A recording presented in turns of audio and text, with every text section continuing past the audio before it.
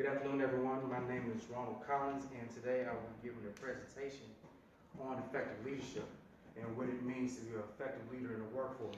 And before I start, I would like to give my audience a chance to introduce themselves. I'm Abra. I'm a fifth grade math teacher. I'm currently a team leader, and I have more of a democratic approach. I have been under leadership where there was more authoritarian, laissez-faire, and democratic. Hi, my name is Brittany. My background is in education as a speech therapist assistant. Within that role, I've experienced both positive and negative types of leadership. My most recent was a leader who oh, props. Um, my most recent experience was a leader who really served as a micromanager.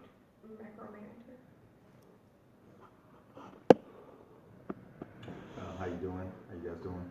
My name is Dennis. I currently am a high school teacher at the Young Men's Leadership Academy. I teach business. My background is management. I think I've managed for 13 to 14 years in the call center environment. My personal leadership style is kind of a mix between authoritarian and democratic. Starting off, I had kind of a laissez-faire look at it. And currently, I have probably a democratic type manager with me, and I think effective leadership is extremely important in leadership, period. So, Hi, I'm Tim. I'm a military vet. My personal experiences in leadership, I've dealt with different styles of leadership, which can have a huge impact on the way things are implemented or done in different types of environments. Good leadership brings out the best in a lot of people, and it can get a lot of things done. I've also been in a leadership myself, which I've taken more of a relaxed but also authoritative feel to it, which I found out that it helps a lot of people when they are in a relaxed environment, and they can get a lot of more things done, and they can think clearly. And so, with your own words, what's a leader? I believe a leader is someone who serves as a mentor to a group of people to accomplish a task. Okay. I think that a leader has certain qualities. They're very passionate. They're concise in their decisions. They have humility as well. I believe a leader takes action. They get involved. They make sure that they wouldn't ask somebody else to do something that they wouldn't do themselves, and they pay attention to detail. Okay. So, what is a leader? A leader, by definition, is a person who leads, command, organization, or a country. So, as you see, I got President Obama, President Trump. Now, out of the two, we already know who did a further good job leading this country. And so, as I move forward, what is a leader to me? So, a leader to me is someone who will do what it takes to get the job done. Self-sacrifice, pretty much everything you already said. Self-sacrifice, he's going to be the first one at the job, last one to leave. He's going to engage with his teammates, so therefore he can bring more out of them. There's different types of leadership, and the three types that we're going to talk about today is: one, democratic. What's a democratic leader? Two, authoritarian. What's authoritarian leadership? And three, following, laissez-faire. What's a laissez-faire leadership? So as I move forward, a democratic leadership is somebody who engages the crowd, the team, to get feedback from the group to figure out what's best for the team. Instead of saying, hey, do this or do that, say, hey, I got an idea, what do you think, and then let it be amongst the crowd to make their own leadership decision. And I think with this type of leadership, it brings forth more productivity because of the fact that the individual that's doing the task is more involved in the decision making. And so another one that's fairly well used today is authoritarian. Now this type of leadership style is commonly used in the military, the dictator type, you do as I say, not as I do. So I can do whatever, but you can't. So you need to listen to me because I'm the boss, I'm your mama and your dad. So I don't care what you have to say, you do what I say.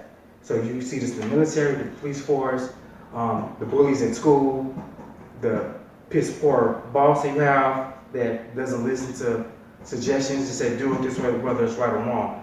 This type of leadership stuff can be effective if you approach it the right way. Now, being in the military, it's, hands down, I'm gonna tell you how I feel. We're gonna swear at you, we're gonna call you out your name, talk about your mama, and there's really nothing you can do about it. We just take it how it is. So that's not really effective when you transfer that type of leadership style to the workforce because people don't respond the same way being in the military. Last but not least, we got laissez-faire.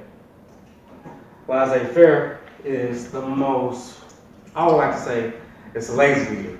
Like, he don't want to do nothing. Like, yeah, it gets done, it gets done. I'm leaving.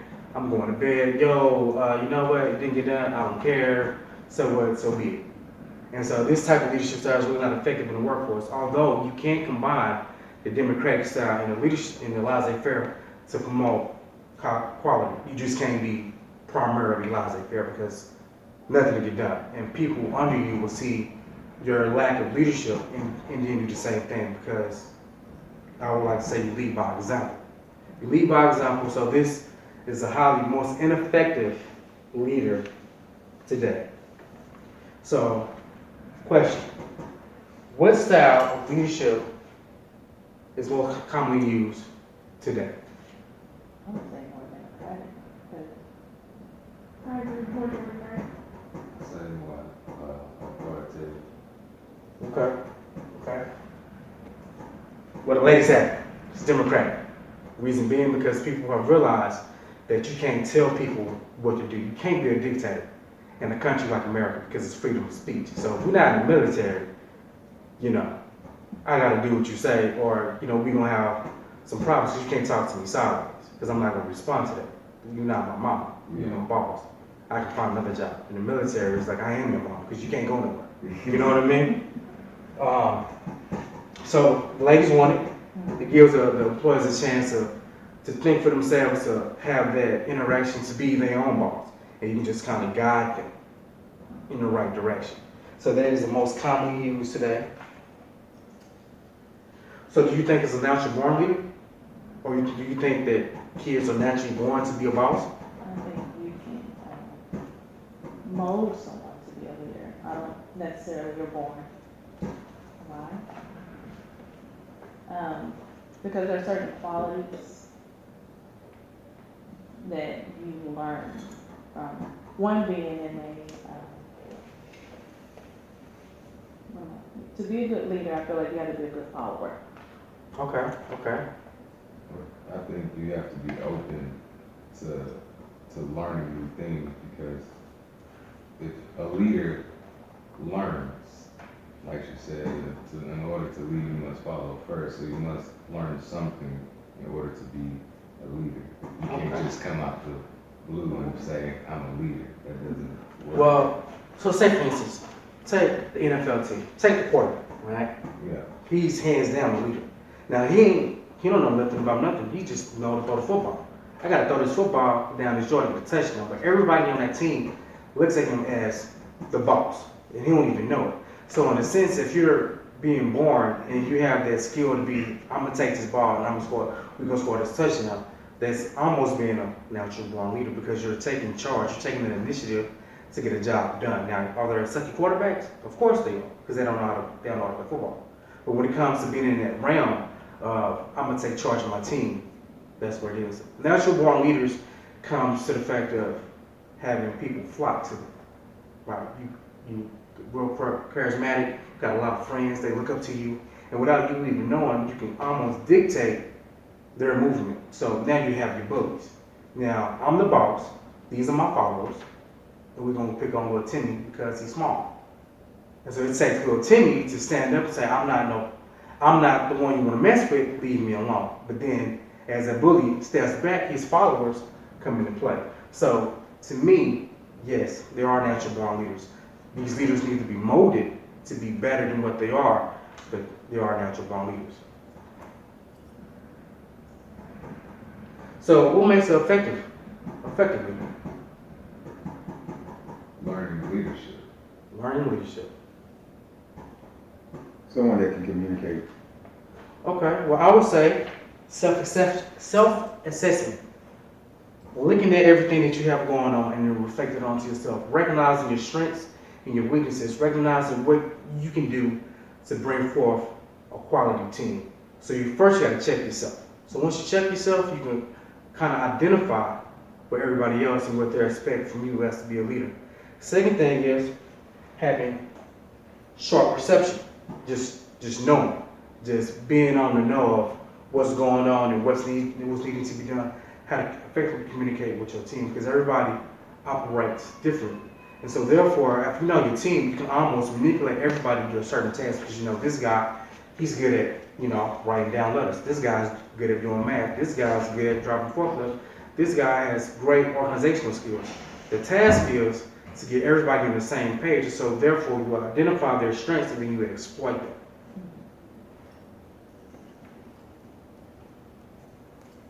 Then it's being responsive to the group, having the communication back and forth, understanding their needs as a group, so therefore you can enhance the company, because essentially, I'm the boss, I know what's going on in the background, and my job is to communicate to you what's needed to be done.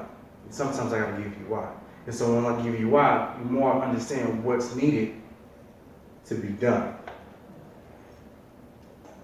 And finally, knowing the organization, knowing the job, knowing everything that's going on, the ins and outs of that organization, because you might have that one guy who's very questionable, want to ask you 1,000 questions about what's going on, why and why not.